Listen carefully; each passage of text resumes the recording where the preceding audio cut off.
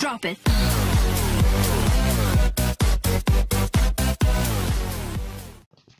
Takže čau lidi, já jsem Lukyman z kanálu Lukyman.cz a rád bych vás přivítal v tomto prvním vlogu. Chtěl bych tady něco o sobě říct, ale v krátkém času, protože už mám fakt dneska málo času a už to točím po několikáté. Je mi 12 let, bude mi 13 6. července. Bydlím na vesnici, je to tu pěkné, ale škola tu má jenom 120 lidí, což je málo. Já mám 8 spolužáků. Záliby, kolo, klavír, malba, píšu příběhy. Byl jsem i v kanálu jiném, ale mně je to líto, protože on se rozpadl a tomu druhému nevím, jestli to líto, možná taky no.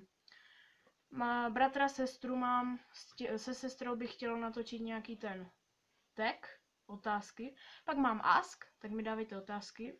Můj cíl je 1000 odběrů, takže pokud se na to díváš, tak nezapomeň dát like, odběr, koment klidně, sdílej a ukazuj to svým přátelům.